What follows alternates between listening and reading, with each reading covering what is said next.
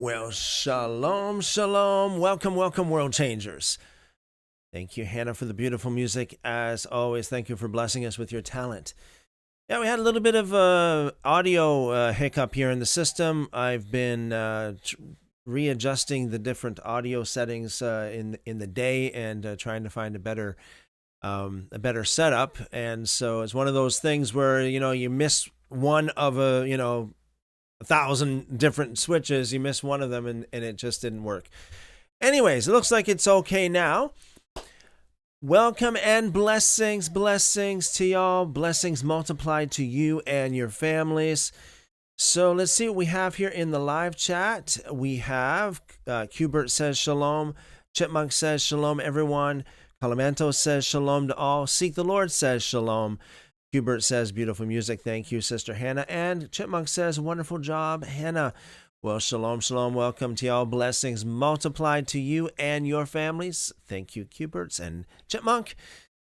All right. Well, yeah, we're going to pick up here where we left off last night.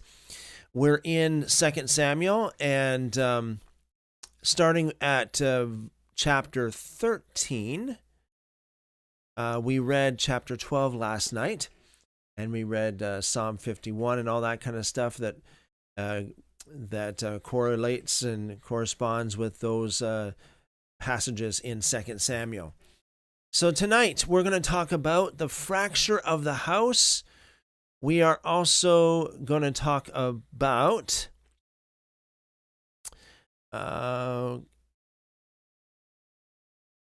the Great Rebellion. That's in 2 Samuel chapter 15 and 16. And then we're going to talk about the climax of the rebellion in chapters 17 and 18, if we get that far. So I pray that everything that we share here today would be a great blessing to you. Increase your knowledge of the scriptures, your knowledge of the things of heaven, your relationship with God, and your knowledge of the truth. Amen, amen, amen. Okay, yeah, so let's get into the thick of it, folks. If you are if you're new here, we do this every single night. We go through the scriptures and we dig in as deep as possible into the not just the text itself, but also into the historical context, the cultural context, and the differences between the manuscripts. We try to get as much as possible in our studies, and so that way we can understand as much as possible. So yeah, if this is a topic that is near and dear to your heart, you're in the right place. So make sure you're subscribed, make sure you're following if you're not already. Yeah, okay, so we have our scriptures, and then we also have our notes, our outline, as we normally have here. I'm going to start with part 1, the fracture of the house, 2 Samuel chapter 13 and chapter 14. So we're going to read those two chapters. I do believe there is other texts involved as well. You know, we're going to look at the Septuagint and the Peshitta and some of the surrounding text like that.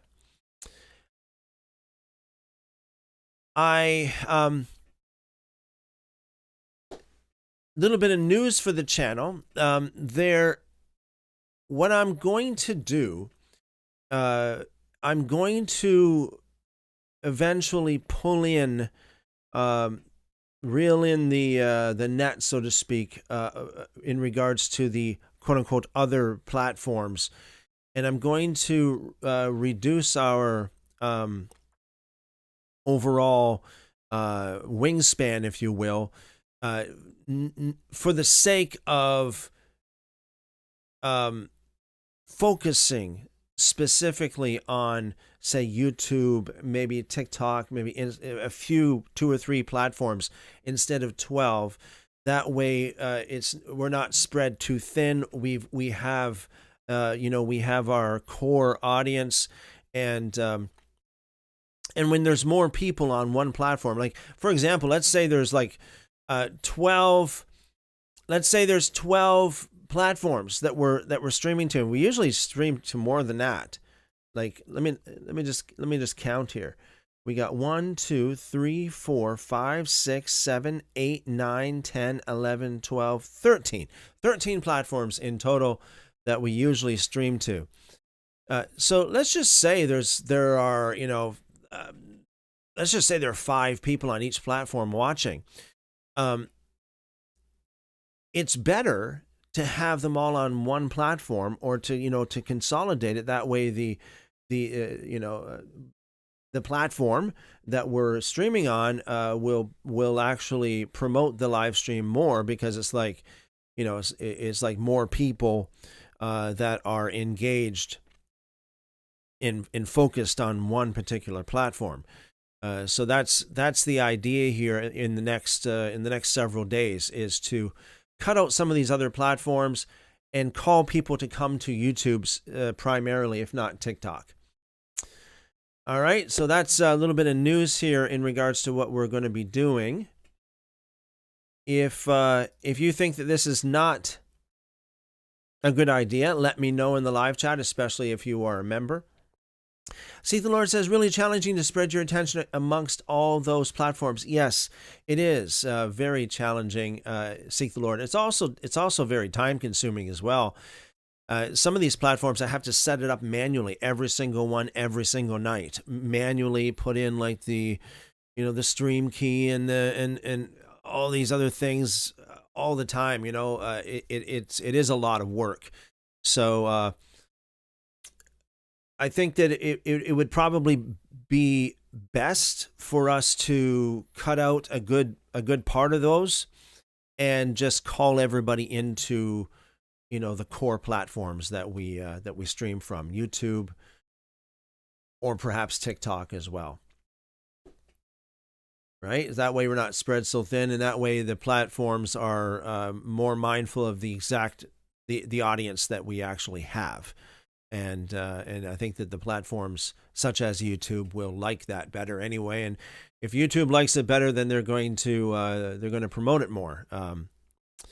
Yeah, and it's better for everyone as well, because if I'm speaking to several people, you got somebody on Twitch, you got somebody on other platforms like this. I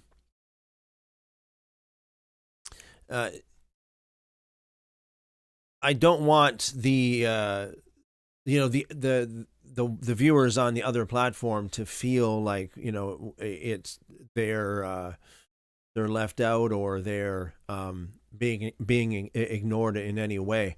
So that way, if we focus more like a laser beam, we can put more focus on a specific audience. Seek the Lord says you might be able to build a subscriber base on TikTok. Yes, thank you, Seek the Lord. Yes, I have been looking into that. So Lord willing, we'll do that. Thank you for your suggestion.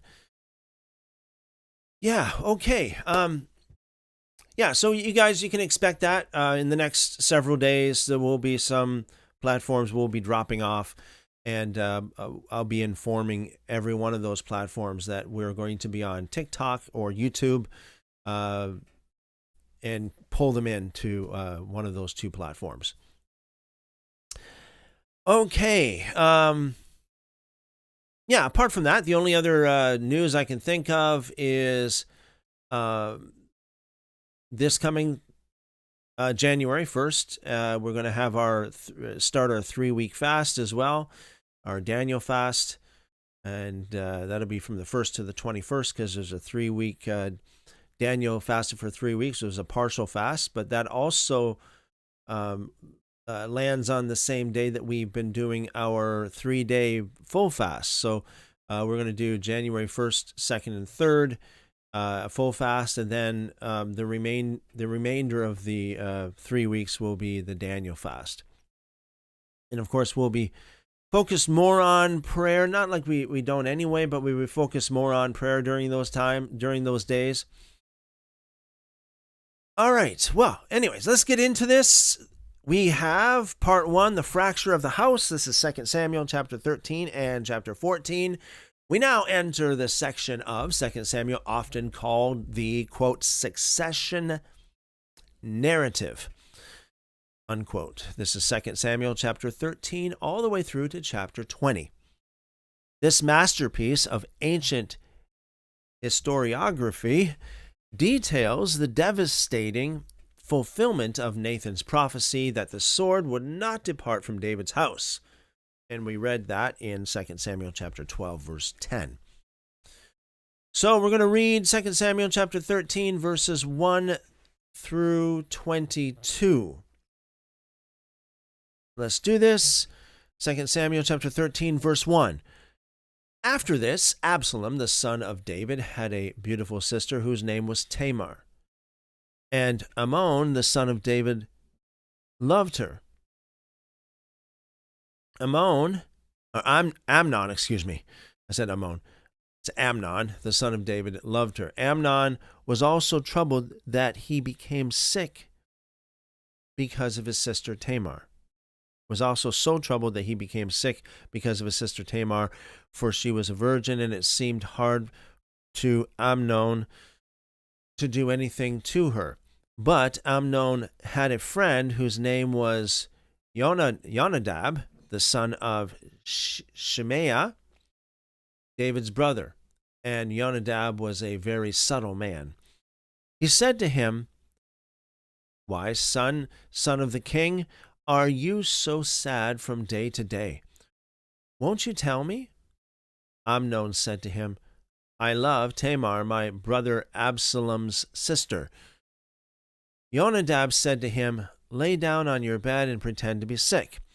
When your father comes to see you, tell him, 'Please tell my sister Tamar, come and give me bread to eat, and prepare the food in my sight, that I may see her and eat it from her hand.'" So Amnon lay down and faked being sick. When the king came to see him, Amnon said to the king, "Please let my sister Tamar come and make me a couple of cakes in my sight, that I may eat from her hand." Then David sent home to Tamar, saying, "Go now to your brother Amnon's house and prepare food for him." So Tamar went to her brother Amnon's house, and he was lying down. She took dough, kneaded it, made cakes in his sight, and baked the cakes. She took the pan and poured them out before him, but he refused to eat. Amnon said, Have all men leave me." Then every man went out from him. Amnon said to Tamar, "Bring the food into the room, that I may eat from your hand." Tamar took the cakes which she had made and brought them into the room to Amnon her brother. When she had brought them near to him to eat, he took hold of her and said, "Come, lie with me, my sister." She answered, "No, my brother, do not force me, for no such thing ought to be done in Israel. Don't you do this folly. As for me, where would I carry my shame? And as for you, you would be as one of the fools in Israel. Now, therefore, please speak to the king, for he will not withhold me from you." However, he would not listen to her voice, but being stronger than she, he forced her and lay with her. Okay, so let's go to the notes here, and we'll catch up on some of the notes. Verse 13, did you know the evolving laws of marriage? Tamar says, "Speak to the king, for he will not withhold me from you." The historical context. This suggests that the marriage between half-siblings, sharing a father but not a mother, was permissible in the early monarchy. Abraham and Sarah were half-siblings, Genesis chapter 20, verse 12. However, this practice was later strictly forbidden by the developed legal codes, Leviticus chapter 18, verse 9, and Deuteronomy chapter 27, verse 22. Let's have a...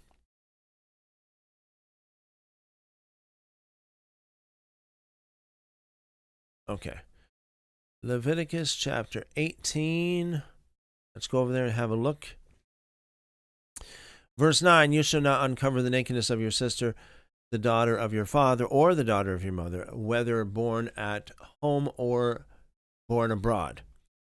And then Deuteronomy chapter 27, that was verse 22, and it says, "Cursed is he who lies with his sister, his father's daughter, or his mother's daughter." All the people shall say, "Amen." Okay, we'll read on in the text. 2 Samuel chapter 13. The very next verse is, well, we already read verse 14, so we're going to read verse 15. "Then Amnon hated her with exceedingly great hatred, for the hatred with which he hated her was greater than the love with which he had loved her. Amnon said to her, 'Arise, be gone.' She said to him, 'Not so, because this great wrong in sending me away is worse than the other that you did to me.' But he would not listen to her. Then he called his servant who ministered to him and said, 'Now put this woman out from me and bolt the door after her.' She had a garment of various colors on her, dressed in such robes. Then his servant brought her out and bolted the door after her. Tamar put ashes on her head and tore her garment of various colors that was on her, and she laid her hand on her head and went away, crying aloud as she went." Notes, verse 18, the wow fact, the ketonet passim, the princess robe. Tamar wore a garment of various colors. Oops. Linguistic insight, the Hebrew phrase is ketonet passim. This is the exact same rare phrase used to describe Joseph's famous coat. The exact same in Genesis chapter 37, verse 3. It was not merely quote-unquote colorful, it was a specific type of ornate, long-sleeved tunic signifying royal status, in this context identifying her as a virgin princess. Verse 19, symbolism. When Tamar tears the garment, she is symbolically demonstrating the violent destruction of her identity, status, and future. Okay.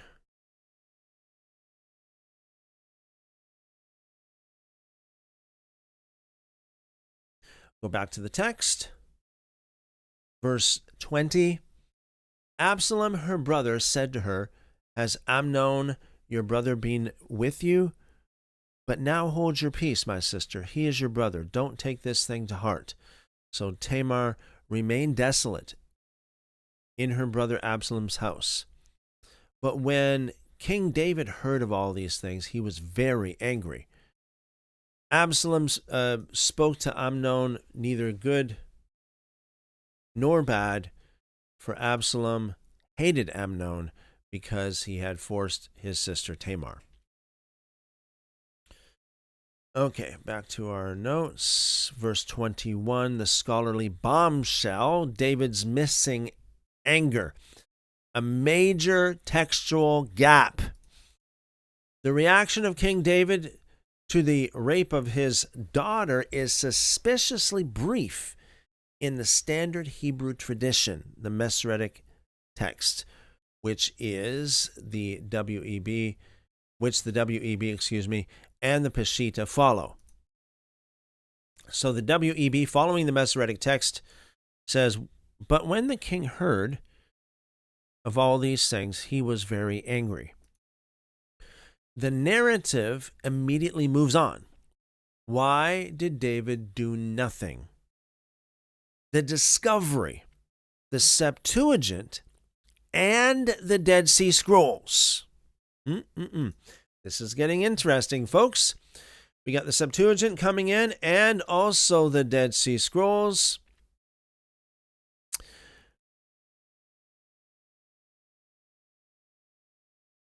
Older textual traditions. And in case you're not aware of this, the Septuagint and the Dead Sea Scrolls are both older than the so-called original Hebrew, the Masoretic Text.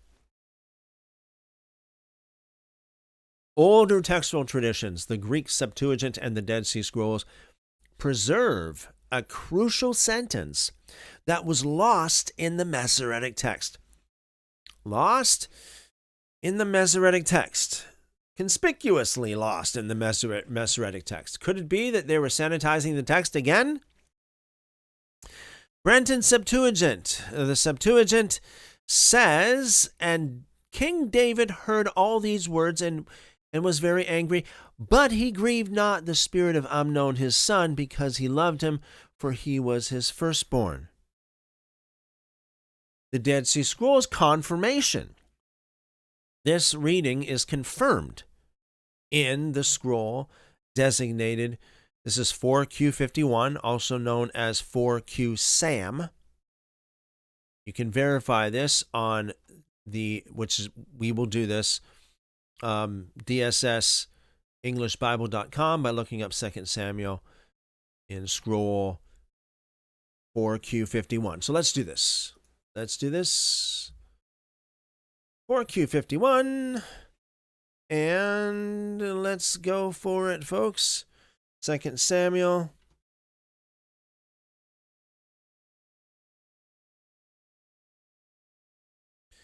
And here we have it right here. And we'll go down to the verse. Where's it here? Right here. Yeah, it's right here. Verse 21. You see all the underlined text here in the red text. This is not found in the Masoretic Text. It is found in the Septuagint. Let's read it here right for ourselves. It says, literally, "But when King David heard of all these things, he was very angry. But he would not inflict pain on the spirit of Amnon, his son, because he loved him, for he was his firstborn."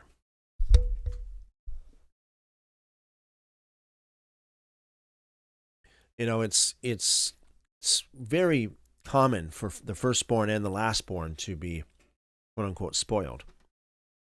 Seems like Amnon was a little bit spoiled there. King David, I think you should have done something about that. All right, so our notes, the significance, this restored sentence is critical. It explains David's paralyzing passivity. His favoritism toward his firstborn overrode his duty as king to execute justice, and also overrode his duty as father to execute justice as well. This failure directly leads to Absalom taking justice into his own hands. Well, you can't really blame him, I do have to say. Absalom took the law into his own hands. Okay, back to the text. Verse 23. After 2 full years, Absalom had sheep shearers in Baal Hazor. Baal Hazor.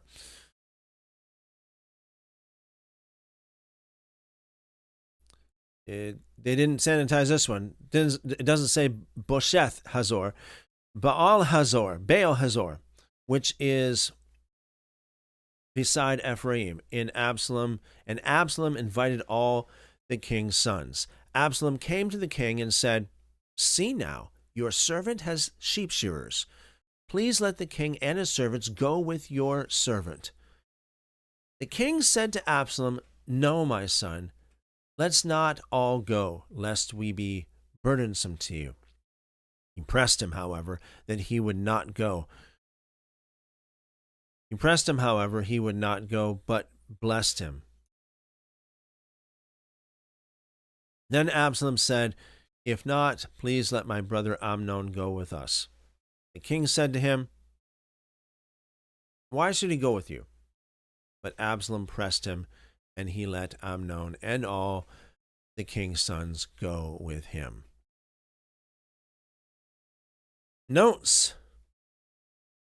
Verse 23, the sheep shearing festival. Cultural context. Sheep shearing was a major annual event characterized by heavy feasting and drinking. Who knew? Sheep shearing was that much of a big deal? Major event characterized by heavy feasting and drinking. Wow.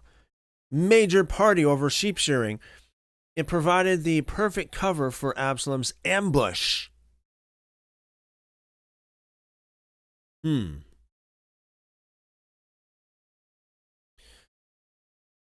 Okay, verse 28 of the text, Absalom commanded his servants, saying, "Mark now, when Amnon's heart is merry with wine, and when I tell you, strike Amnon and then kill him. Don't be afraid. Haven't I commanded you? Be courageous and be valiant." The servants of Absalom did to Amnon as Absalom had commanded. Then all the king's sons arose, and every man got up on his mule and fled. While they were on the way, the news came to David, saying, "Absalom has slain all the king's sons, and there is not one of them left." Then the king arose and tore his garments and lay on the earth, and all his servants stood by with their clothes torn. Jonadab, the son of Shemaiah, David's brother, answered, "Don't let my lord suppose that they have killed all the young men, the king's sons, for Amnon only is dead. For by the appointment of Absalom, this has been determined from the day that he forced his sister Tamar. Now, therefore, don't let my lord the king take this thing to his heart, to think that all the king's sons are dead, for only Amnon is dead."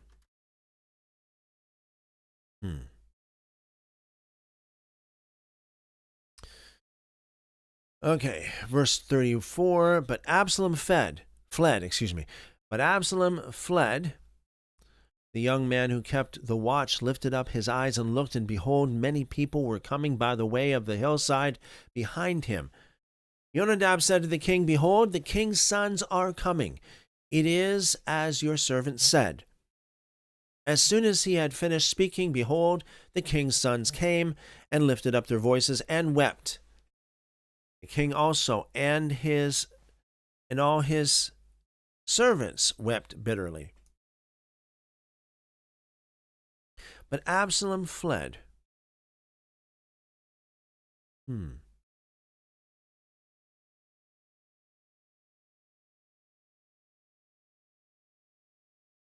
But Absalom fled and went out to Talmai, the son of Amihur, king of Geshur. David mourned for his son every day. So Absalom fled and went to Geshur and was there 3 years. King David longed to go out to Absalom, for he was comforted concerning Amnon since he was dead. The notes.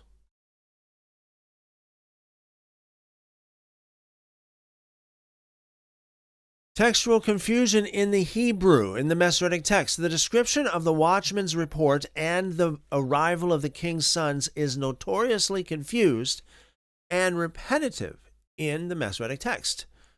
You'll find this in the WEB and the Peshitta. Scholarly insight. The Septuagint provides a smoother, more coherent narrative sequence. As always, the Septuagint does. You know, I find this so often. The Septuagint is smoother reading than the Masoretic Text is.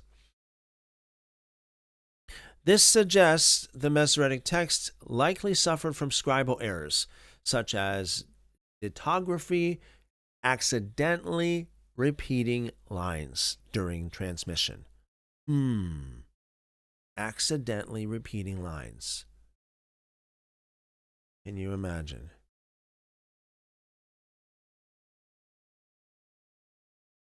And then we have we have verse 39, the wow fact. What did David desire? Textual ambiguity. The description of David's feelings towards Absalom is famously ambiguous in the Hebrew text.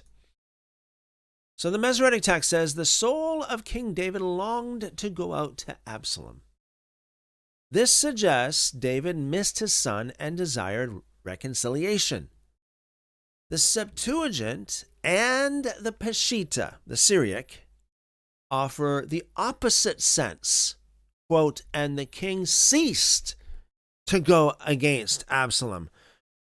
That is, if that's not a contradiction, that's a borderline contradiction at least.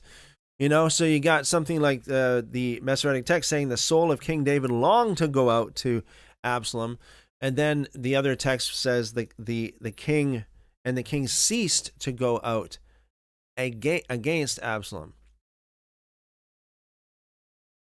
All right. This suggests David's anger subsided, but not necessarily that he longed for his return. Analysis. The Hebrew verb kala is difficult here. The context seems to support the idea that David's initial anger subsided into resignation, making him open to Joab's scheme in chapter 14.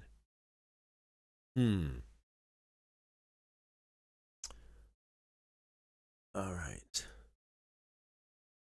Chipmunk says, sheep shearing party. I can just picture a giant pile of sheep fur they jump into. A soft game of dodgeball. There you go. Pillowcase fight. That's another one, yeah. Instead of a food fight, a pillowcase fight or a wool fight. Either that or they were running around with the shearers. You never know. Can you imagine how that would look? Yeah, that's amazing. Amazing imagery there, Chipmunk. Yeah, can you imagine what that would be like? There's a huge party going on. What's the matter? Well, what's going on? What's the occasion? Sheep shearing. The wolves flying. Yeah, you can imagine what kind of recreation they would have for that. Thank you, Chipmunk.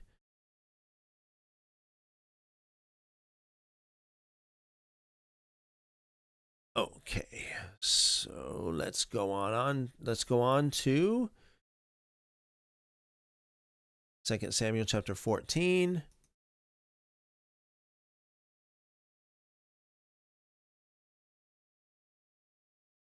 Verse 1. Now Joab, the son of Zeruiah, perceived that the king's heart was toward Absalom. Joab sent to Tekoa and brought a wise woman from there and said to her, please act like a mourner and put on mourning clothing, please. And don't anoint yourself with oil, but be as a woman who has mourned long time for the dead.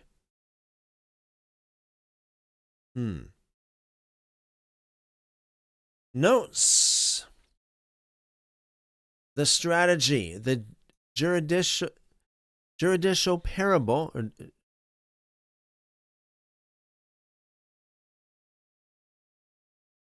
Joab employs the wise woman of Tekoa to present a fictional legal case. This strategy mirrors the prophet Nathan's approach in 2 Samuel chapter 12. By forcing David as a supreme judge to render an objective judgment, Joab traps him into applying the same principle to Absalom. Here we go again. David keeps on falling into these traps.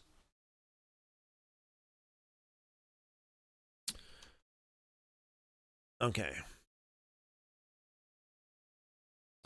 Verse 3, go unto the king and speak like this to him.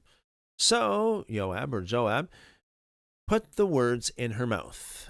When the woman of Tekoa spoke to the king, she fell on her face to the ground, showing respect, and said, Help, O king. The king said to her, What ails you? She answered, Truly, I am a widow, and my husband is dead. Your servant had 2 sons, and they both fought together in the field, and there was no one to part them, but one struck the other and killed him. Behold, the whole family has risen against your servant, and they say, Deliver him who struck his brother, that we may kill him for the life of his brother whom he killed, and so destroy the heir also. Thus they would quench my coal which is left, and would leave to my husband neither name nor remainder on the surface of the earth. Note, quench my coal there in verse 7, so they will quench my coal which is left. Ancient Near East imagery, the ancient Near East, the surviving heir is visualized as the last glowing ember of the family hearth. If extinguished, the lineage is permanently ended, and the name is erased. Verse 8. The king said to the woman, Go to your house, and I will give a command concerning you. The woman of Tekoa said to the king, My lord, O king, may the iniquity be on me and on my father's house, and may the king and his throne be guiltless. The king said, Whoever says anything to you, bring him to me, and he will not bother you any more. Then she said, Please let the king remember Yahweh your God, that the avenger of blood destroy not any more, lest they destroy my son. He said, As Yahweh lives, not one hair of your son shall fall to the earth. Then the woman said, Please let your servant speak a word to my lord the king. He said, Say on. The woman said, Why then have you devised such a thing against the people of God? For in speaking this word, the king is as one who is guilty, in that the king does not bring home again his banished one. For we must die, and are like water spilled on the ground, which can't be gathered up again. Neither does God take away life, but devises means that he who is banished not be an outcast from him. Okay, so that verse 14, profound theological reflection. So it says, For we must die, and are as water spilled on the ground, which can't be gathered up again, yet he devises means that he who is banished not be an outcast from him. Analysis. This is a surprisingly deep theological statement on the brevity of human life and the restorative nature of God, used strategically to persuade David. Verse 15. Now therefore, seeing that I have come to speak this word to my lord the king, it is because the people have made me afraid. Your servant said, I will now speak to the king. It will be that the king will perform the request of his servant. For the king will hear to deliver his servant out of the hand of the man who would destroy me and my son together out of the inheritance of God. Then your servant said, Please let the word of my lord the king bring rest. For as an angel of God, so is my lord the king to discern good and bad. May Yahweh your God be with you. Then the king answered the woman, Please don't hide anything from me that I ask you. The woman said, Let my lord the king now speak. The king said, Is the hand of Joab with you in all this? The woman answered, As your soul lives, my lord the king, no one can turn to the right hand or to the left from anything that my lord the king has spoken. For your servant Joab urged me, and he put all these words into the mouth of your servant. Your servant Joab has done this thing to change the face of the matter. My Lord is wise, according to the wisdom of an angel of God, to know all things that are in the earth. The king said to Joab, Behold, now I have granted this thing. Go, therefore, and bring the young man Absalom back. Joab fell to the ground on his face, showing respect, and blessed the king. Joab said, Today your servant knows that I have found favor in your sight, my lord, O king, in that the king has performed the request of his servant. So Joab arose and went to Geshur, and brought Absalom to Jerusalem. The king said, Let him return to his own house, but let him not see my face. So Absalom returned to his own house and didn't see the king's face. Now in all Israel there was no one to be so much praised as Absalom for his beauty. From the sole of his foot even to the crown of his head, there was no defect in him.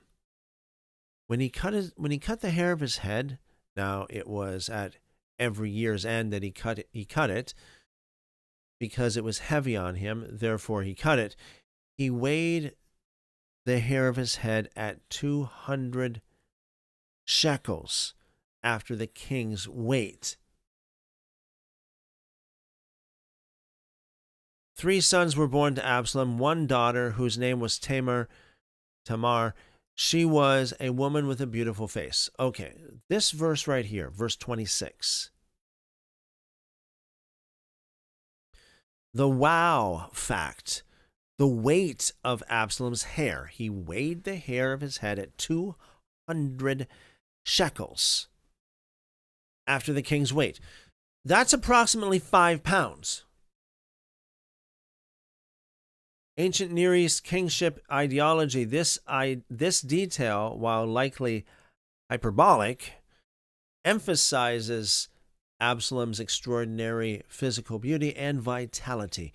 In the ancient Near East, physical perfection was associated with royal fitness, foreshadowing his hair, the symbol of his pride, will become the instrument of his downfall in 2 Samuel chapter 18, verse 9. We'll get to that shortly. Back to the text, verse 27. We read verse 27 already. So verse 27, did you know? In verse 27, a historical footnote in the Septuagint, the Masoretic Text mentions Absalom had 3 sons and a daughter named Tamar. The Septuagint edition includes a fascinating historical detail absent in the Masoretic Text, and Tamar, the daughter of Absalom, became the wife of Rehoboam, the son of Solomon, and bare to him Abiah. Significance, if accurate, this means the Davidic line continued not only through Solomon, but also through Absalom's daughter, marrying Solomon's son. Okay, we're getting into part 2, the Great Rebellion. This is 2 Samuel chapter 15 and 16. We're going to read 15 verses 1 through 37, the conspiracy and the flight. First of all, wait a second. We got to finish up this. Sorry, folks. We got one more paragraph to read here in 2 Samuel chapter 14. Verse 28, Absalom fulfilled 2 years in Jerusalem, and he didn't see the king's face. Then Absalom sent for Joab to send him to the king, but he would not come to him. Then he sent again a second time, but would not come. Therefore he said to his servants, Behold, Joab's field is near mine, and he has barley there. Go and set it on fire. So Absalom's servants set the field on fire. Then Joab arose and came to Absalom to his house and said to him, Why have your servants set my field on fire? Absalom answered Joab, Behold, I sent to you, saying, Come here, that I may send you the king, to say, Why have I come from Geshur? It would be better for me to be there still. Now, therefore, let me see the king's face, and if there is iniquity in me, let him kill me. So Joab said to the king and told him, So Joab came to the king and told him, and when he had called for Absalom, he came to the king and bowed himself on his face to the ground before the king, and the king kissed Absalom. 2 Samuel chapter 15, Absalom's conspiracy. After this, Absalom prepared a chariot and horses for himself, and 50 men to run before him. Absalom rose up early and stood beside the way of the gate. When any man had a suit which should come to the king for judgment, then Absalom called to him and said, What city are you from? He said, Your servant is of one of the tribes of Israel. Absalom said to him, Behold, your matters are good and right, but there is no man deputized by the king to hear you. Absalom said, moreover, Oh, that I were made judge in the land, that every man who has any suit or cause might come to me, and I would do him justice. It was so that when any man came near to bow down to him, he stretched out his hand, took hold of him, and kissed him. Absalom did this sort of thing to all Israel who came to the king for judgment. So Absalom stole the hearts of men of Israel.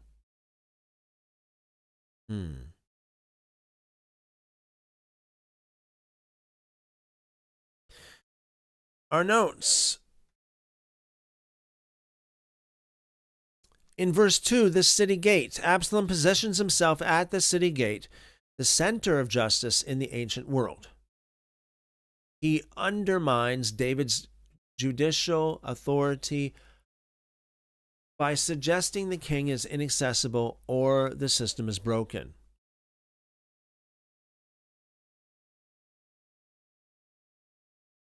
Okay, we'll go to verse 7 in the text. It says, at the end of 40 years, got this number 40 in there again, 40 years. Absalom said to the king, Please let me go and pay my vow, which I have vowed to Yahweh in Hebron. So, the 40 years problem. A notorious scribal error exists regarding the timing of the rebellion. In the Masoretic Text, it says it happened at the end of 40 years, Absalom said. This is historically impossible, as David's entire reign was 40 years.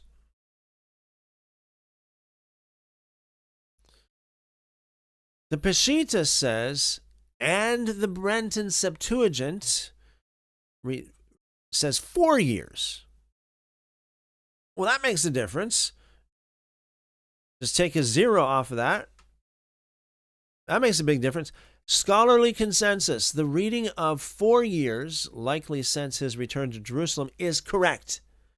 The Masoretic Text, again, has a clear scribal error.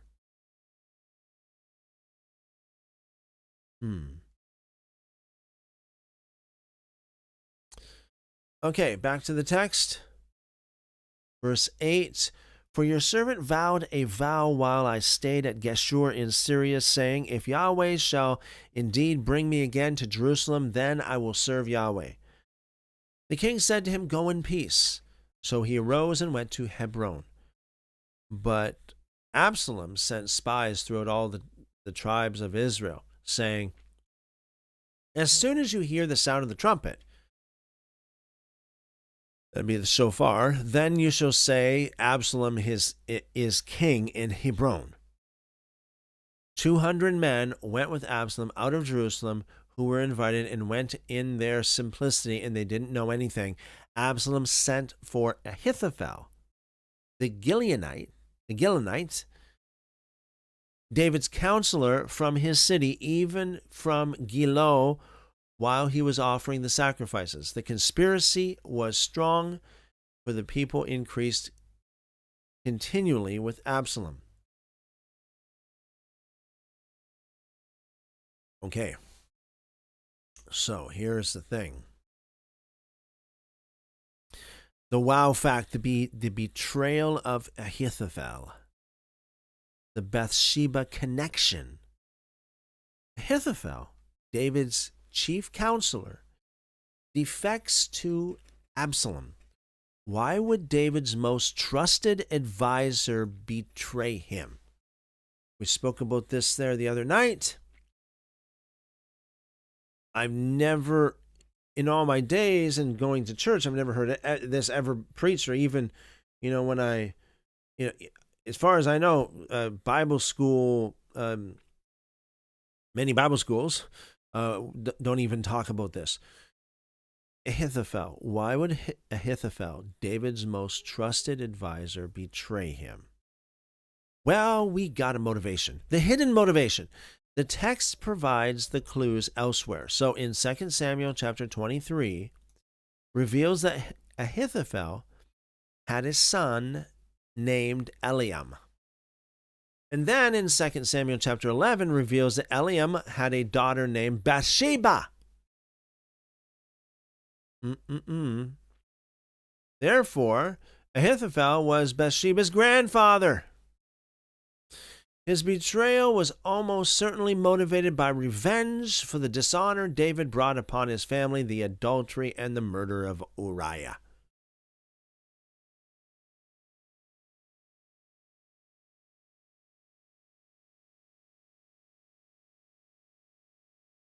Verse 13.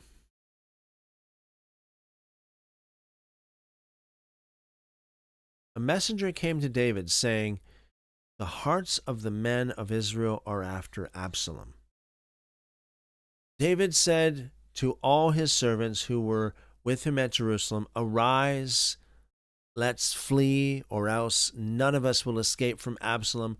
Hurry to depart, lest he overtake us quickly and bring down evil on us and strike the city with the edge of the sword. The king's servants said to the king, behold, your servants are ready to do whatever my lord the king chooses. The king went out, and all his household after him. The king left 10 women who were concubines to keep the house. The king went out, and all the people after him, and they stayed in Beth Merakah.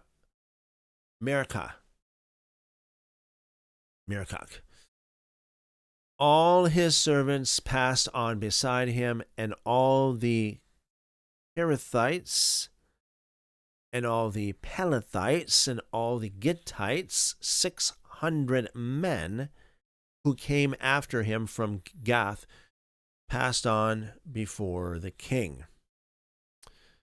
Then the king said to Ittai the Gittite, why do you also go with us? Return and stay with the king, for you are a foreigner and also an exile. Return to your own place, whereas you came but yesterday. Should I today make you go up and down with us, since I go where I may? Return and take back your brothers. Mercy and truth be with you. Ittai answered the king and said, As Yahweh lives, and as my lord the king lives, surely in what place my lord the king is, whether for death or for life, your servant will be there also. David said to Ittai, Go and pass over. Ittai the Gittite passed over, and all his men, and all the little ones who were with him. All the country wept with a loud voice, and all the people passed over. The king also himself passed over the brook Kidron, and all the people passed over toward the valley of the wilderness. Behold, Zadok also came, and all the Levites with him, bearing the ark of the covenant of God. And they set down God's ark, and Abiathar went up until all the people finished passing out of the city. The king said to Zadok, Carry God's ark back into the city. If I find favor in Yahweh's eyes, he will bring me again and show me both it and his habitation. But if he says, I have no delight in you, behold, here I am. Let him do to me as seems good to him. The king said to Zadok the priest, Aren't you a seer? Return to the city in peace, and your 2 sons with you, Ahimaaz, your son, and Jonathan, the son of Abiathar. Behold, I will stay at the fords of the wilderness until word comes from you to inform me. Zadok, therefore, and Abiathar carried God's ark to Jerusalem again and stayed there. Okay, the theology of the ark in verses 25 and 26, David sends the ark back to the city. Theological significance. This demonstrates a mature theology. David refuses to treat the ark as a magical talisman or palladium, a mistake made in 1 Samuel chapter 4. He submits to God's will rather than attempting to manipulate the divine presence for military advantage. Verse 30, David went up by the ascent of the Mount of Olives and wept as he went up, and he had his head covered and went barefoot. All the people who were with him each covered his head, and they went up weeping as they went up. Someone told David, saying, Ahithophel is among the conspirators with Absalom. David said, Yahweh, please turn the counsel of Ahithophel into foolishness. When David had come to the top where God was worshipped, behold, Hushai the Archite came to meet him with his tunic torn and earth on his head. David said to him, If you pass on with me, then you will be a burden to me. But if you return to the city and tell Absalom, I will be your servant, O king, as I have been your father's servant in time past, so I will now be your servant. Then will you defeat for me the counsel of Ahithophel. Don't you have Zadok and Abiathar the priests there with you? Therefore, whatever you hear out of the king's house, tell it to Zadok and Abiathar the priests. Behold, they have there with them their 2 sons, Ahimaaz, Zadok's son, and Jonathan, Abiathar's son. Send to me everything that you shall hear by them. So Hushai, David's friend, came into the city, and Absalom came into Jerusalem. Okay, now we're going to go over to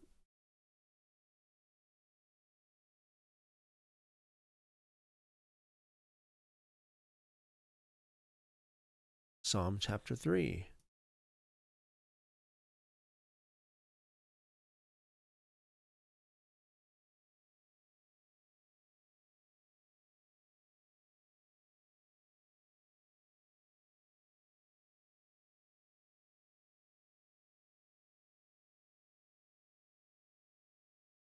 Psalm chapter 3.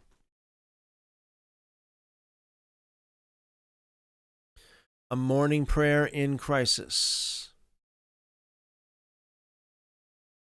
Verse 1. A psalm by David when he fled from Absalom his son.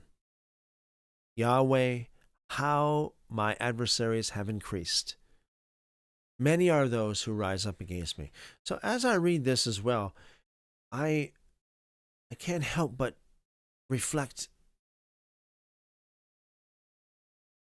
upon the story of Yeshua and how this very well could be just as the other passages of Psalms are first person Yeshua speaking. Think about Yeshua. Can you imagine Jesus praying like this? How my adversaries have increased? I think that fits very well. Many are those who rise up against me. I think that fits very well. Verse 2. Many are they who say of my soul, there is no help for him in God. Selah. I think that fits very well as well.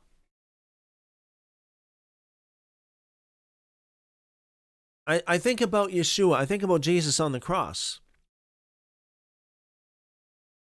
And people passing by, like he's the Son of God. Let him come down from the cross. There's no help for him in God. Look, all of his God talk, all of this prophet, look where he is now. He's publicly shamed and condemned. He is condemned as a criminal. Look, he's a criminal.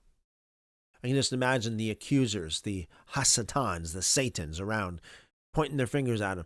Look, he's a criminal. You guys thought he was a righteous man. He's a criminal. See, a lot of people, they put their trust in the judgments of the government, right?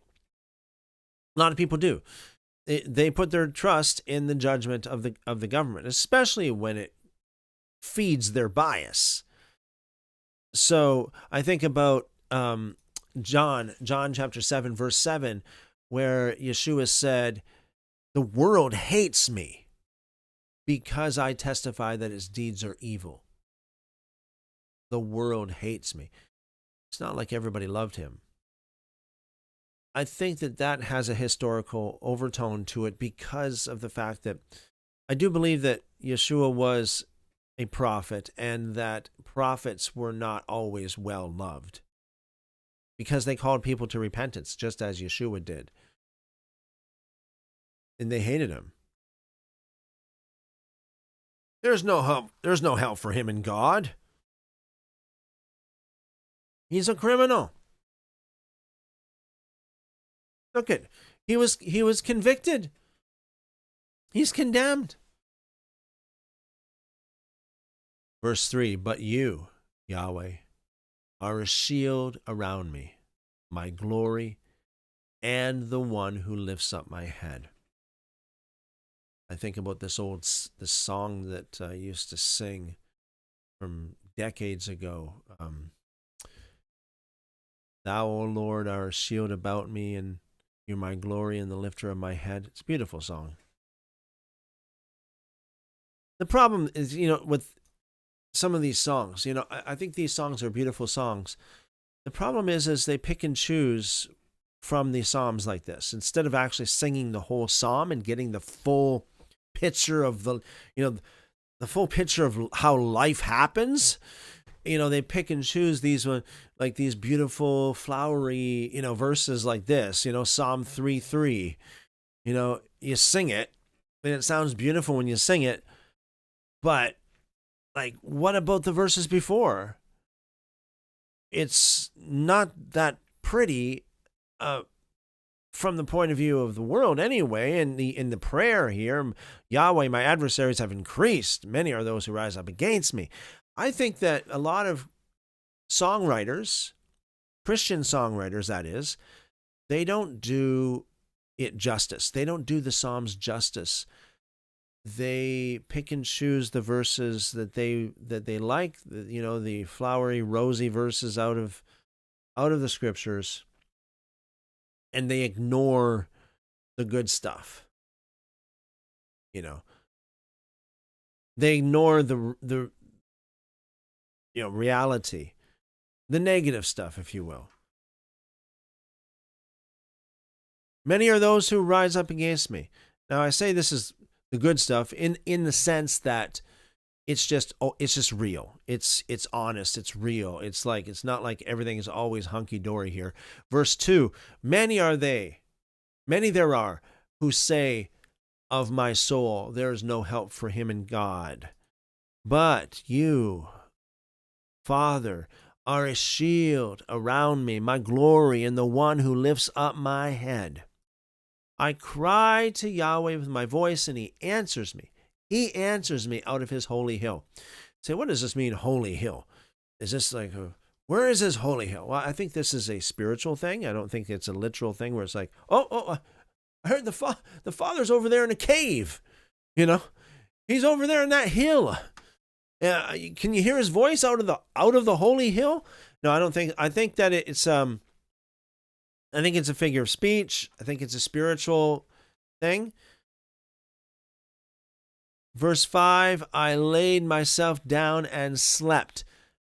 I do believe this is talking about death.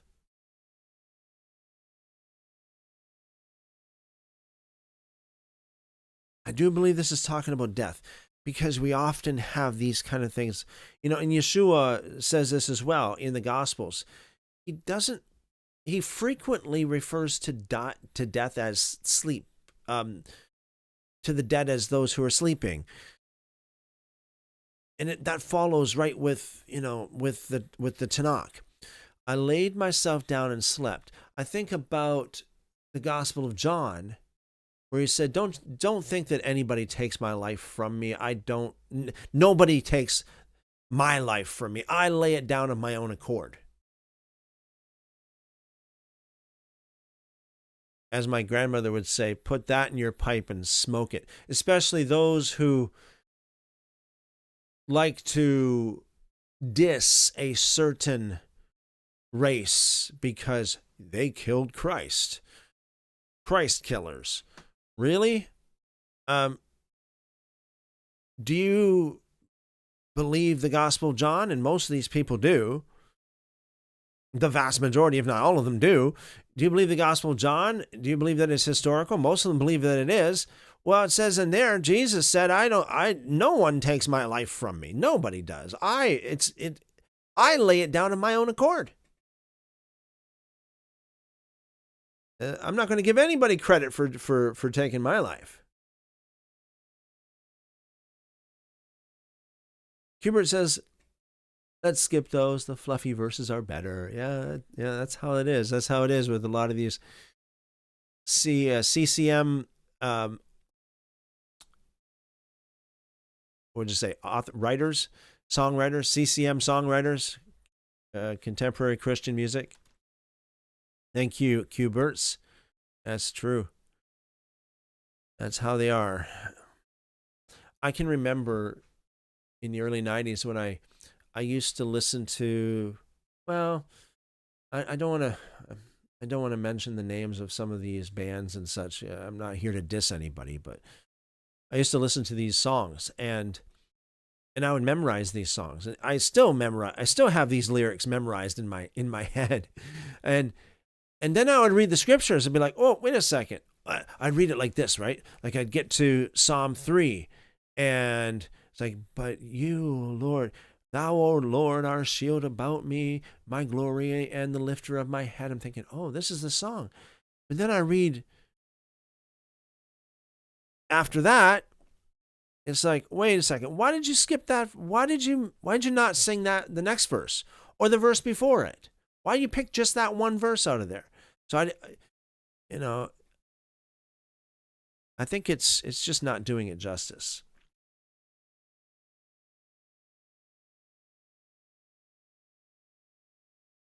Thanks again, Q-Berts.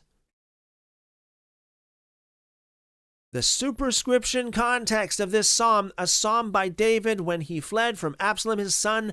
Verse 3, the divine shield. But you, Yahweh, are a shield about me, my glory and the one who lifts up my head. Lifting the head signifies restoration of honor and status. Verse 5, the security of faith. I laid myself down and slept. So I do think that's talking about death. He laid his life down and died. And then it says, I awakened, for Yahweh sustains me. So I believe this is talking about resurrection. This is resurrection here. That's talking about resurrection.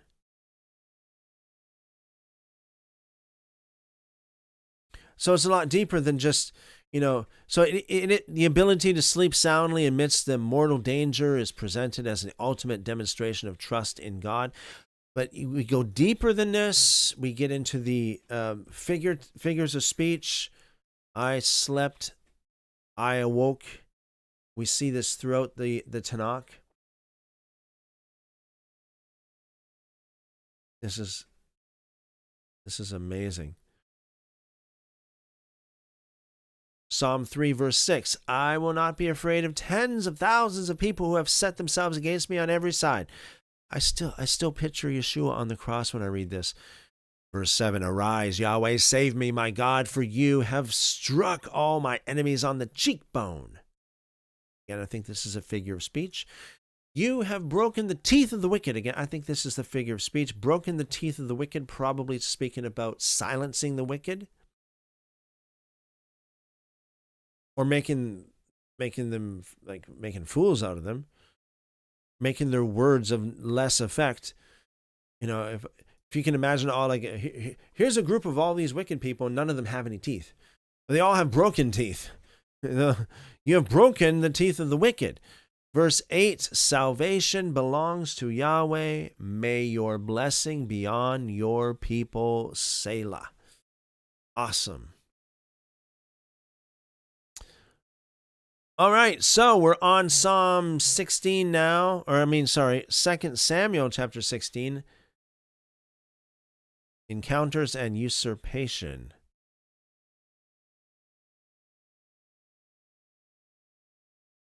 Second Samuel chapter 16.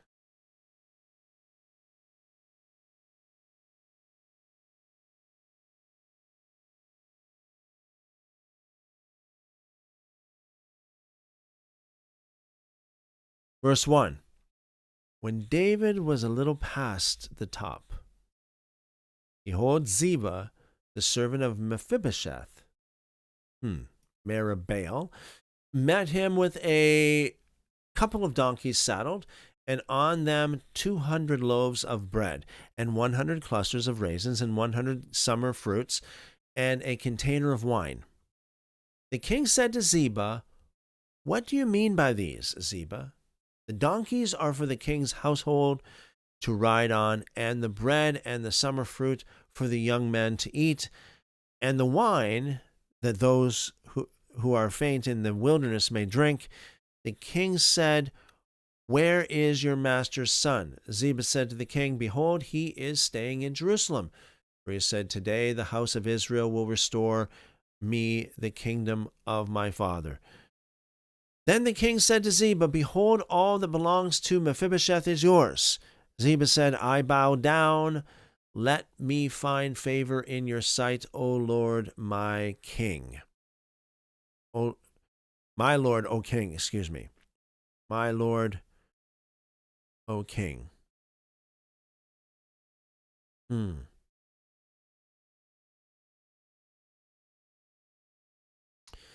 So,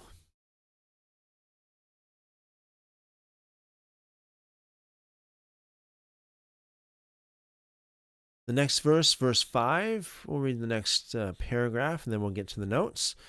5 says, when King David came to Bahurim, behold, a man of the family of Saul's house came out, and whose name was Shimei, the son of Gera. Gera, that would be from the Hebrew ger, which means stranger. He came out and cursed as he came.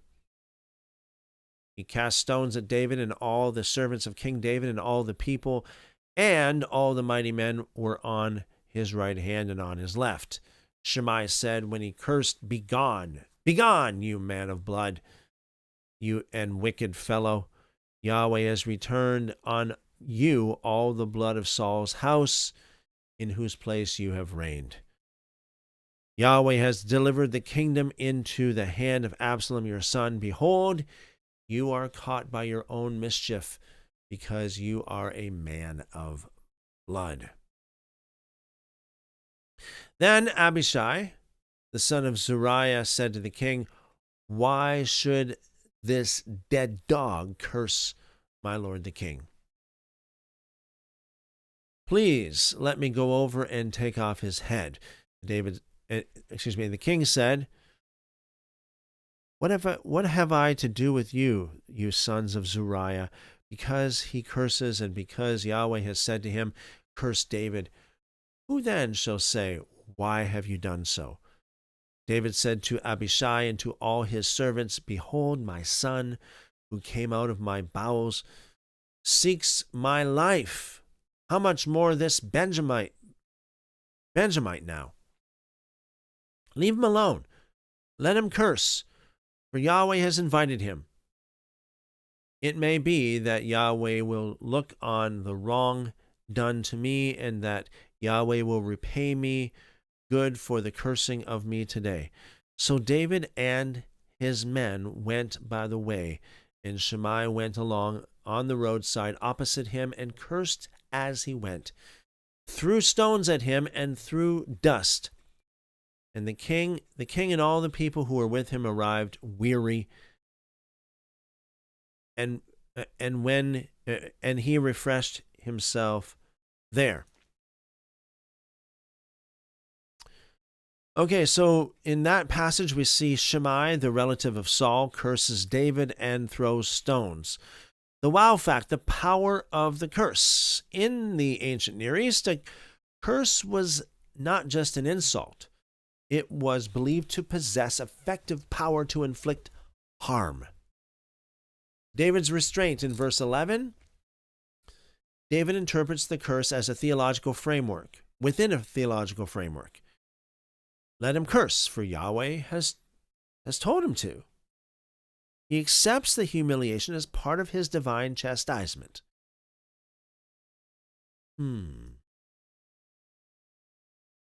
Back to the text, verse 15. Absalom and all the people, the men of Israel, came to Jerusalem, and Ahithophel with him. When Hushai the Archite, David's friend, had come to Absalom, Hushai said to Absalom, "Long live the king! Long live the king!" Absalom said to Hushai, "Is this your kindness to your friend? Why didn't you go with your friend?" Hushai said to Absalom, "No, but whomever Yahweh and this people and all the men of Israel have chosen, I will be his, and I will stay with him. Again, whom should I serve? Shouldn't I serve in the presence of his son, as I have served in your father's presence? So I will be in your presence." Then Absalom said to Ahithophel, "Give your counsel what we shall do." Ahithophel said to Absalom, "Go in to your father's concubines that he has left to keep the house. Then all Israel will hear that you are abhorred by your father. Then the hands of all who are with you will be strong." So they spread a tent for Absalom on the top of the house, and Absalom went in to his father's concubines in the sight of all Israel. The counsel of Ahithophel, which he gave in those days, was as if a man inquired at the inner sanctuary of God. All the counsel of Ahithophel was like this, both with David and with Absalom. Well,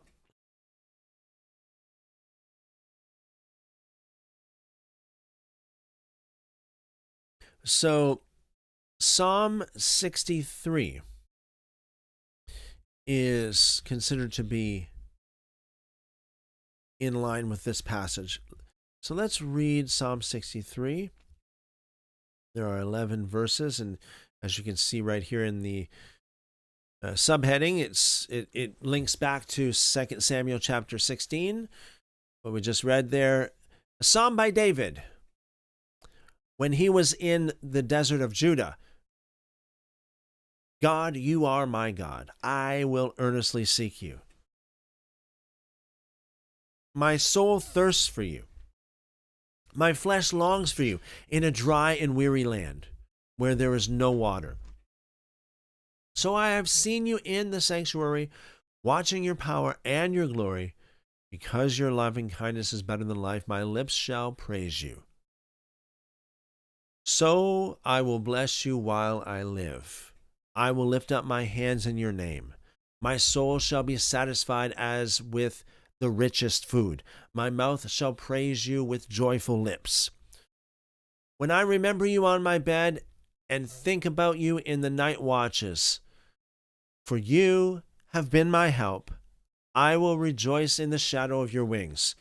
My soul stays close to you. Your right hand holds me up. But those who seek my soul to destroy it shall go into the lower parts of the earth. They shall be given over to the power of the sword. They shall be jackal food. But the king shall rejoice in God. Everyone who swears by him will praise him. For the mouth of those who speak lies shall be silenced. Felix says, hi friends, I'm a bit late tonight, but still glad I could make it. I hope everyone is doing good. Hello, Felix. Welcome and blessings multiply to you and your family. I'm doing good here. Hope you're doing good. Hope the little one is good and family is doing well. Good to see you. Yeah, better late than never, as they always say. All right. So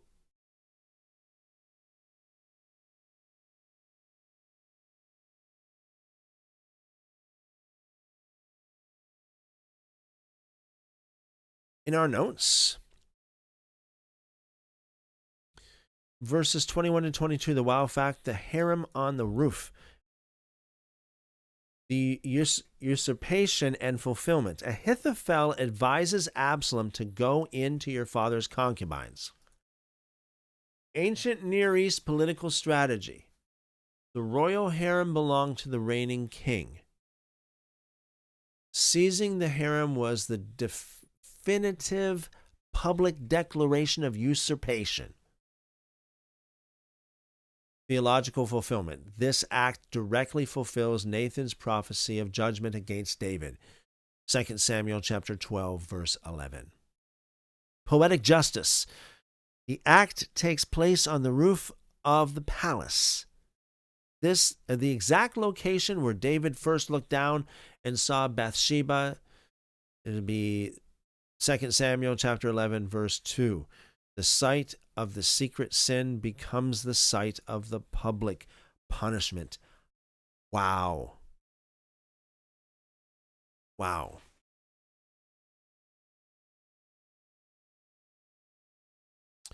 So the next part is part 3, the climax of the rebellion in 2 Samuel chapter 17 and chapter 18.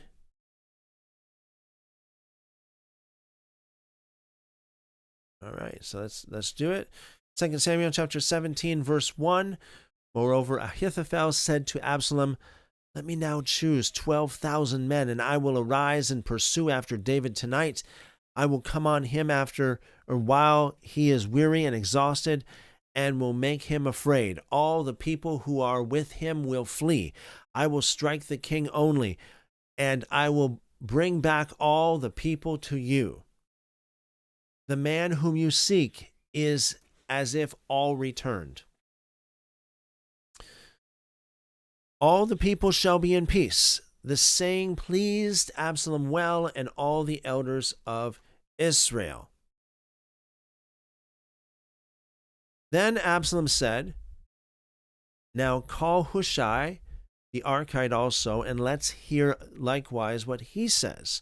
When Hushai had come to Absalom, Absalom spoke to him, saying, Ahithophel has spoken like this. Shall we do what he says? If not, speak up. Hushai said to Absalom, the counsel that Ahithophel has given this time is not good. Hushai said, moreover, you know your father and his men, that they are mighty men, and they are fierce in their minds, like a bear robbed of her cubs in the field. Your father is a man of war, and will not lodge with the people. Behold, he is now hidden in some pit or in some other place. It will happen, when some of them have fallen at the first, that whoever hears it will say, there is a slaughter among the people who follow Absalom. Even he who is valiant, whose heart is as the heart of a lion, will utterly melt. For all Israel knows that your father is a mighty man, and those who are with him are valiant men. But I counsel that all Israel will gather together to you, from Dan even to Beersheba, as the sand that is by the sea for multitude, and that you go to battle in your own person. So we will come on him in some place where he will be found, and we will light on him as the dew falls on the ground, that we will not leave so much as one of him and all of the men who are with him.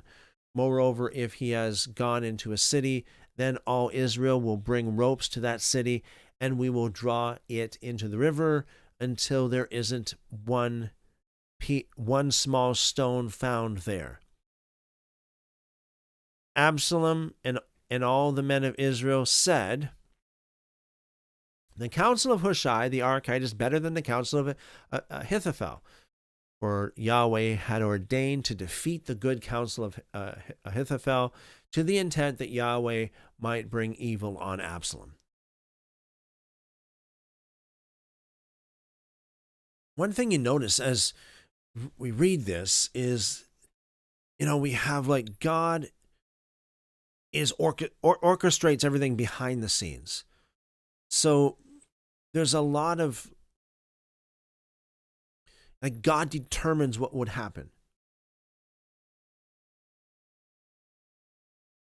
It's like everything is controlled by him. Everything's under his control.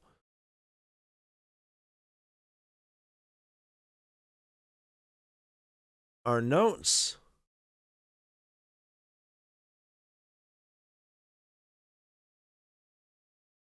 The clash of counsel, Ahithophel versus Hushai. Ahithophel's strategy, militarily brilliant. A swift surgical strike against David while he is vulnerable. Hushai's strategy, designed to buy David time. Hushai uses powerful imagery, bear robbed of her cubs in verse 8, and appeals to Absalom's vanity, mobilizing a massive army to delay the attack. Verse 14, the theological interpretation. For Yahweh had ordained to defeat the good counsel of Ahithophel. The narrative explicitly attributes the outcome to divine intervention.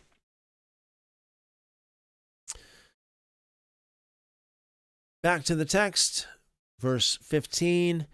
Then Hushai said to Zadok and to Abiathar the priests, Ahithophel counseled Absalom and the elders of Israel that way, and I have counseled this way.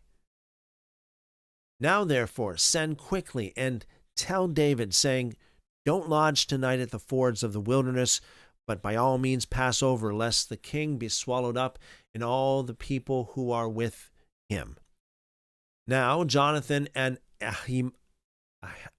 Ahimaaz were staying by En-Rogel, and a female servant used to go and report to them, and they went and told King David, for they couldn't risk being seen coming into the city.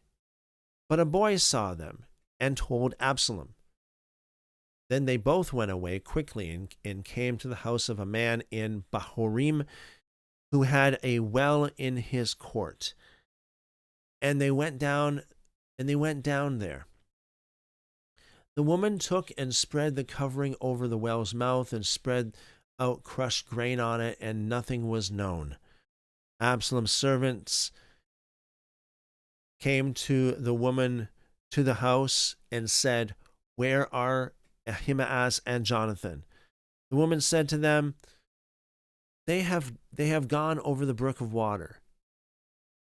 When they had sought and could not find them, they returned to Jerusalem. Verse 21.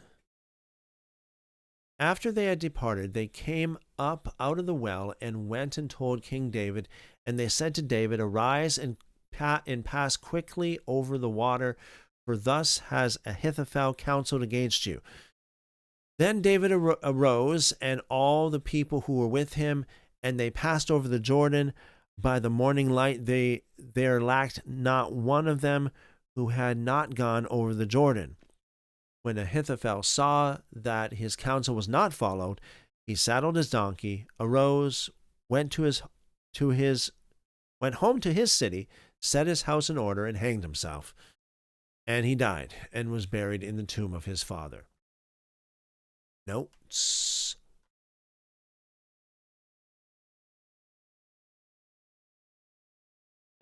Okay, so verse 23, ancient Near East honor culture, recognizing that the rebellion was now doomed, Ahithophel preemptively commits suicide to avoid the humiliation of capture and execution.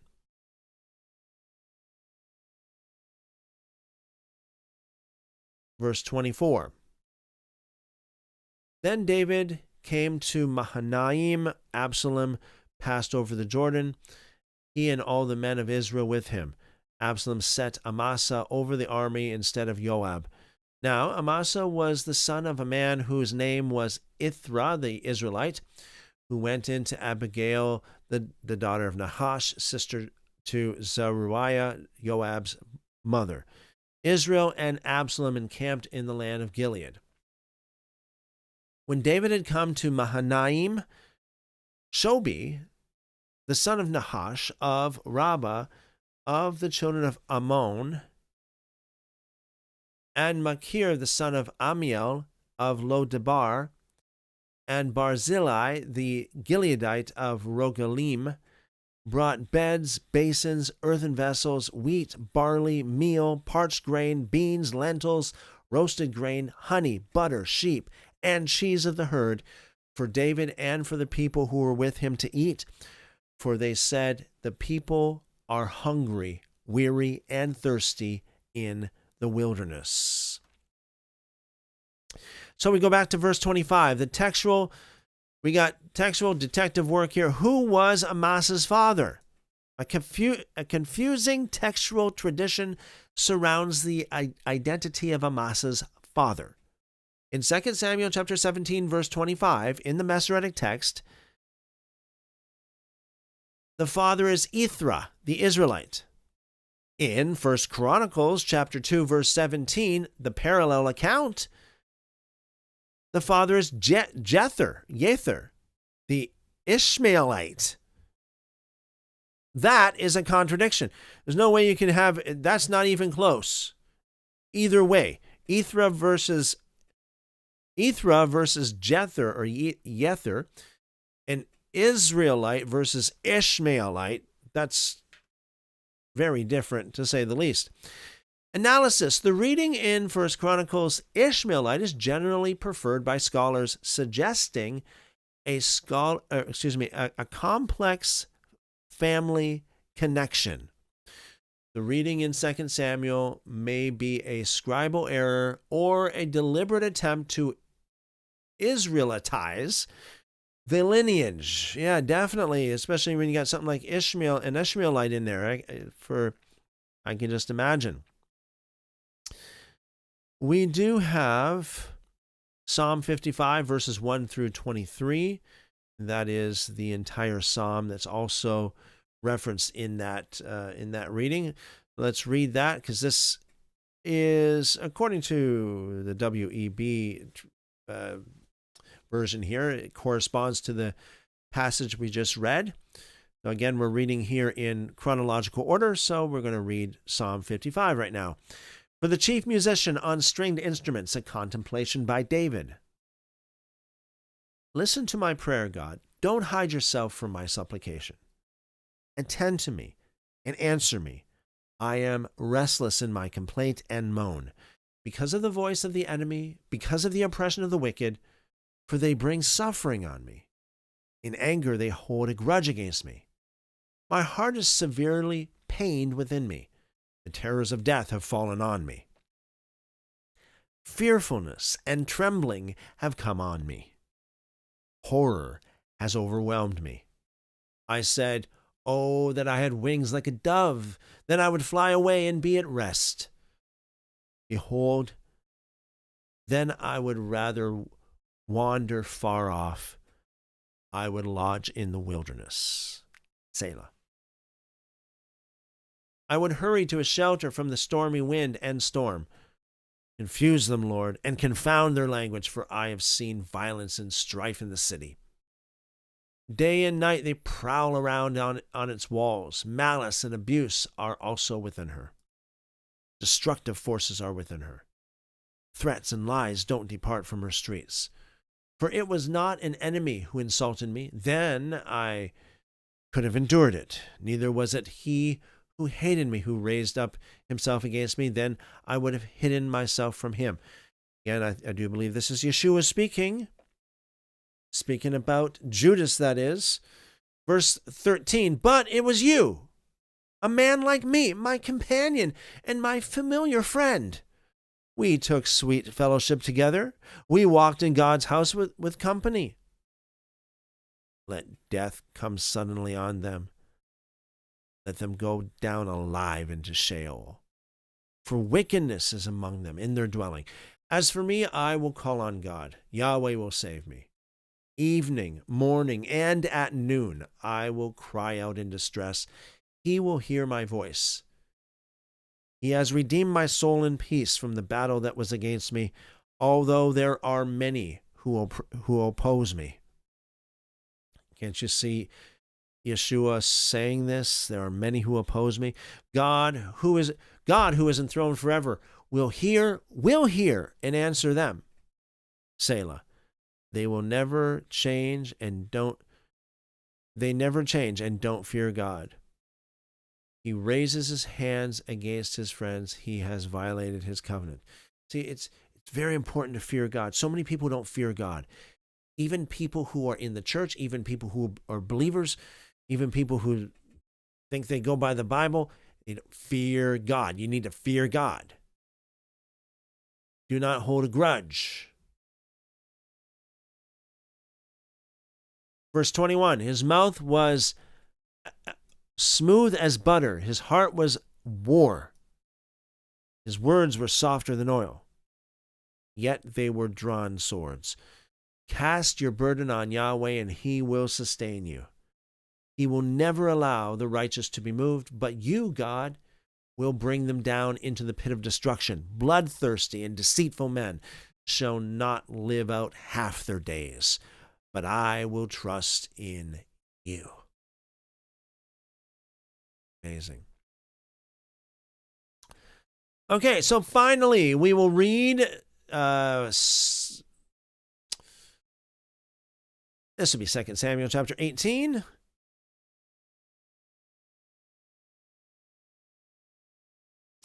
Second Samuel chapter 18. We're going to start with verse 1.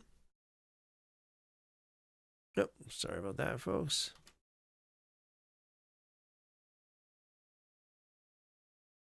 David counted the people who were with him and set captains of thousands and captains of hundreds over him.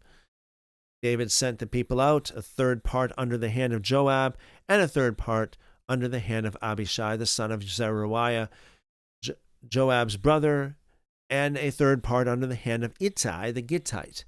The king said to the people, I will also surely go out with you myself. But the people said, you shall not go out, for if we flee away, they will not care for us. Neither if half of us die, will they care for us. But you are worth 10,000 of us. Therefore, now it is better that you are ready to help us out of the city. The king said to them, I will do what seems best to you. The king stood beside the gate, and all the people went out by hundreds and by thousands. The king commanded Joab and Abishai and Ittai, saying, Deal gently for my sake with the young man Absalom. All the people heard when the king commanded all the captains concerning Absalom. So the people went out into the field against Israel, and the battle was in the forest of Ephraim. The people of Israel were struck there before David's servants, and there was a great slaughter there that day of 20,000 men. For the battle was there spread over the surface of all the country, and the forest devoured more people that day than the sword devoured. Okay, notes. The terrain as an antagonist. The forest devoured more people that day than the sword devoured. The dense terrain neutralized Absalom's numerical superiority and caused chaos in his ranks. Back to the text, verse 9. Absalom happened to meet David's servants. Absalom was riding on his mule, and the mule went under the thick boughs of a great oak, and his head caught hold of the oak. He was hanging between the sky and the earth, and the mule that was under him went on. Now, here we got another wow fact. The irony of the hare again. Absalom is caught in the branches of, quote unquote, the great oak or the terebinth tree. The text implies he was caught by his hair, the very symbol of his pride and vitality in chapter 14, verse 26. He is left hanging between, quote, sky and earth, unquote. A symbolic state of being abandoned by both the divine and human realms. Back to the text, verse 10. A certain man saw it and told Joab and said, Behold, I saw Absalom hanging in an oak. Joab said to the man who told him, Behold, you saw it, and why didn't you strike him there to the ground? I would have given you 10 pieces of silver and a sash. The man said to Joab, Though I should receive 1,000 pieces of silver in my hand, I still wouldn't stretch out my hand against the king's son. For in our hearing the king commanded you and Abishai and Ittai, saying, Beware that no one touch the young man Absalom. Otherwise, if I had dealt falsely against his life, and there was no matter hidden from the king, then you yourself would set yourself against me. Then Joab said, I am not going to wait like this with you. He took 3 darts in his hand and thrust them through Absalom's heart while he was still alive in the middle of the oak. 10 young men who bore Joab's armor surrounded and struck Absalom and killed him.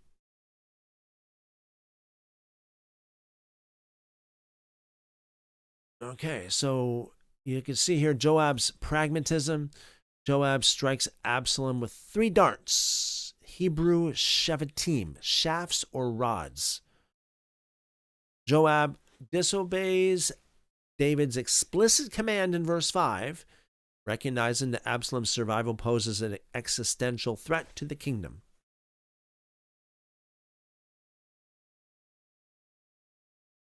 Back to the text, verse 16. Joab blew the trumpet, and the people returned from pursuing after Israel, for Joab held the people back. They took Absalom and cast him into a great pit in the forest, and raised over him a very great heap of stones. Then all the people fled. Then all Israel fled, each to his own tent. Now Absalom in his lifetime had taken and reared up for himself the pillar which is in the king's valley, for he said, I have no son to keep my name in memory. He called the pillar after his own name. It is called Absalom's monument to this day. Then Ahimaaz, the son of Zadok, said, "Let me now run and carry the king's news, how Yahweh has avenged him of his enemies." Joab said to him, "You must not be the bearer of news today, but you must carry news another day. But today you must carry no news, because the king's son is dead." Then Joab said to the Cushite, "Go, tell the king what you have seen." The Cushite bowed himself to Joab and ran. Then Ahimaaz, the son of Zadok, said yet again to Joab, "But come what may, please let me also run after the Cushite." Joab said, "Why do you want to run, my son, since you have no reward for the news?" "But come what may," he said, "I will run." He said to him, "Run." Then Ahimaaz ran by the way of the plain and outran the Cushite. Now David was sitting between the two gates, and the watchman went up to the roof of the gate to the wall, and lifted up his eyes and looked, and behold, a man running alone. The watchman shouted and told the king. The king said, "If he is alone, there is news in his mouth." He came closer and closer. The watchman saw another man running, and the watchman called to the gatekeeper and said, "Behold, a man running alone." The king said, "He also brings news." The watchman said, "I think the running of the first one is like the running of Ahimaaz, the son of Zadok." The king said, "He is a good man and comes with good news." Ahimaaz called and said to the king, "All is well." He bowed himself before the king with his face to the earth and said, "Blessed is Yahweh your God, who has delivered up the men who lifted up their hand against my lord the king." The king said, "Is it well with the young man Absalom?"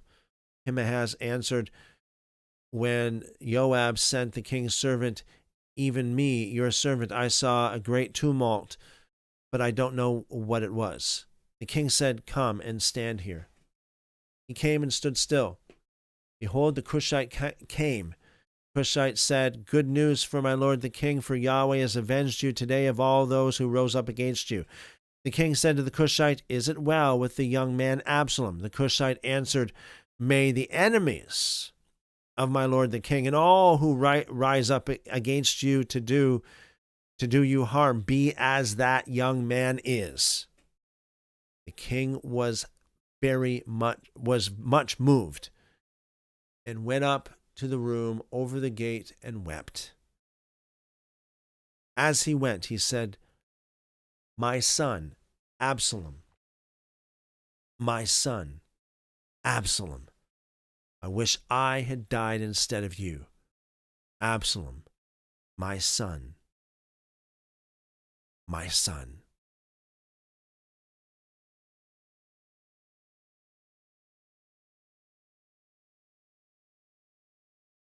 So in verse 33, the last verse, the great lament. Theological climax. This profound expression of grief marks the emotional climax of the succession narrative. David's victory is hollow. The consequences of his sins have culminated in the destruction of his beloved son. And that will wrap it up for tonight, for our readings and our study tonight. Any final questions, please feel free to put those in the live chat. If you are a returning viewer here and you like what you hear, if you like these kind of deep dives, and we get into the historical context, the cultural context, we look at we consider the different scholarly interpretations and in all of those things, the different manuscripts. If this kind of thing is your cup of tea, if you're already subscribed and following, please consider supporting the channel. You can do so by becoming a member on YouTube. You can click that button underneath, the join button underneath, or you can click the link in the description to join the channel. We have many membership perks for the members, one of which is, of course, as you can probably see tonight, the live chat is members only. We have members only for the live chat from Monday to Friday, and the weekends we have it open. Thank you for your consideration. And for those of you who are supporting the channel, again, thank you. Blessings to you. It is much needed and appreciated. God bless you abundantly for what you're doing. All right, folks, so that's it for tonight. Tomorrow we'll continue reading where we left off. Tomorrow night, wow, tomorrow is Thursday already, so Lord willing, we'll have some live music as well. We'll see how that goes. Seek the Lord says, thank you for your time, Brother Christopher. God bless you and all here richly and abundantly. See you tomorrow. Thank you, Seek the Lord. God bless you more. Blessings multiplied to you and your family. Chipmunk says, good study, Christopher. Thank you for your time. Really enjoy the deep dives. Many blessings to you and your family, Christopher. Good health, prosperity, and guidance to all. Thank you, Chipmunk. I appreciate that. Blessings multiplied to you and yours as well. Have a great night. Good rest. Blessings and prosperity to you and guidance. Okay, folks. We'll see you tomorrow, Lord willing, same time, same place at 7:30 p.m. Eastern, 7:30 p.m. New York time. Until then, keep on calling on him, and he will show you great and mighty things, things that you don't know. Jeremiah 33:3. Love you guys. Good health, long life to you. I pray the Lord bless you and keep you, make his face to shine upon you, lift up his countenance upon you, and give you wonderful, wonderful shalom. Amen, amen. We'll see you guys tomorrow.